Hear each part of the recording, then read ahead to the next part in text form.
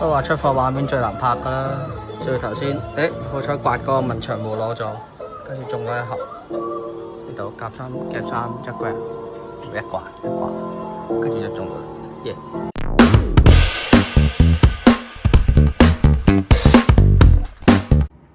好，我哋翻到嚟咧就開埋呢一盒打翻嚟嘅，又唔係打翻嚟嘅，打完台之後抽翻嚟嘅天蠍長矛 EX14。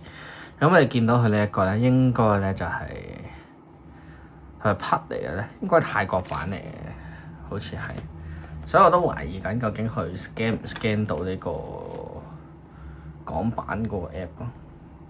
Anyway 啦，咁我都係諗住開嚟，真係打 scan 唔 scan 到有少少其次，我都仲有其他可以 scan。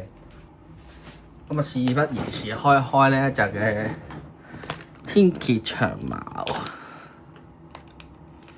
因為我發現我手頭上有嘅好多都係啲防禦型嘅，都想開翻啲咧，即係個上蓋偏攻擊少少。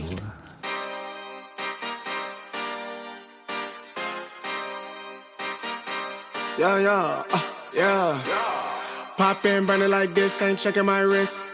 始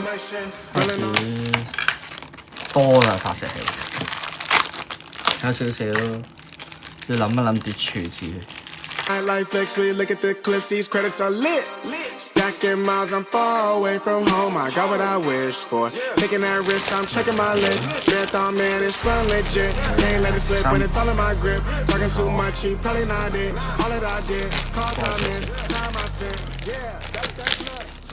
先開咗個上蓋出嚟啊！咁啊，呢個上蓋咧，佢比較特別咧，就係呢一個位，即係好似可以變咗形咁樣，由本身咁樣就有個攻擊型少少度出翻嚟咧，就原身少少啊，可以做到一個防禦型啲嘅一個配置。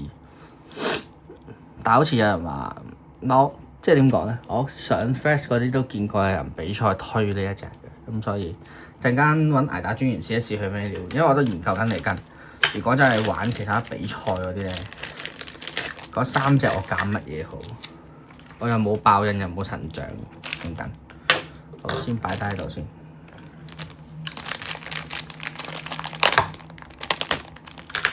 好，跟住佢個固鎖就呢度。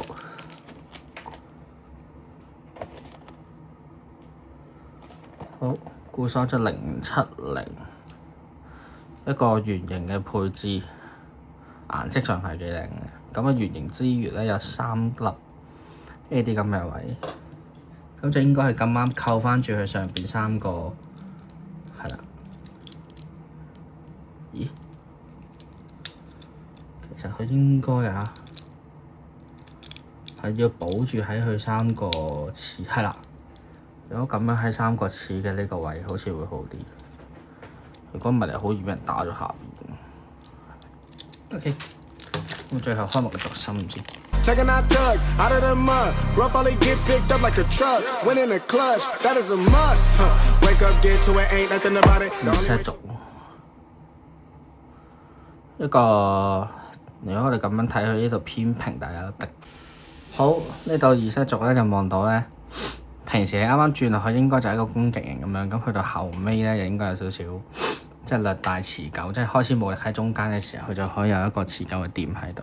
咁我頭先咧再睇過咧後邊呢一個 description 咧，其實佢應該 expect 咧喺你有一個 X 衝擊嘅時候咧，因為佢會再加速，就會開始將呢份嘢即係向後推咗。咁所以由一個本身咁樣平衡少少或者防禦少少嘅姿態咧，就會成為咗個比較攻擊嘅姿態，係啦。咁所以佢就被歸納為一個全能型啦。咁我哋就試下發射咯。喺發射之前，我哋試一試呢個究竟泰版嘅曲、港版嘅 Apps scan 唔 scan 到嘅咧？咦 ？OK 嘅喎，原來。咁唔好意思啦，今集係畀唔到曲大家。係啦，咁啊見到呢一個毒氣刺槍，台灣好似係翼長矛啊。Anyway 咧，有 feel。天蠍嘅第一次發射，唔知大家望唔望到啊？佢白色嗰度咧，你一定要校咗呢度咧，佢先唔會頂住個發射器。所以大家一開頭嘅時候一定係一個咁嘅姿態。嚟 ，3、2、1， go！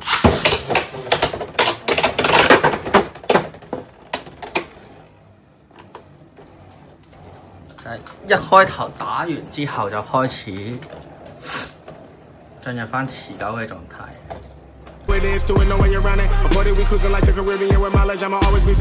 睇又唔係好持久啫喎，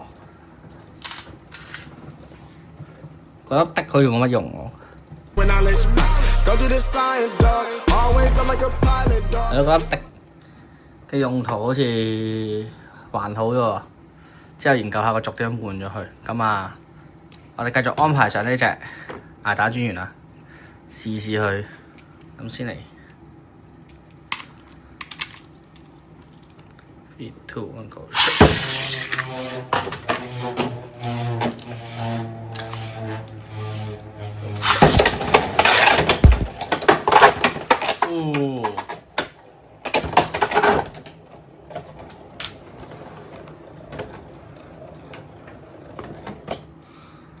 呢個極限勝利第一鋪呢個狀態唔錯，跟住我哋試下就佢放先嘅。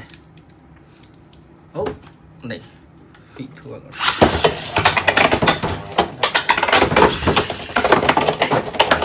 好，喺啱啱落去嘅時候就進行咗一個意外嘅自爆，我哋試多次。哇！呢啲位開始已經有少少花嘅痕跡。好，我哋嚟過，今次係揭支行先。嚟 3、2。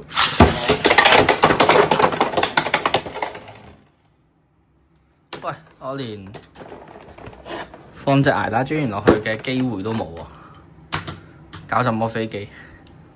可能要研究一下個發射嘅位置，唔可以下下去到咁盡，係嘛？即係得4個係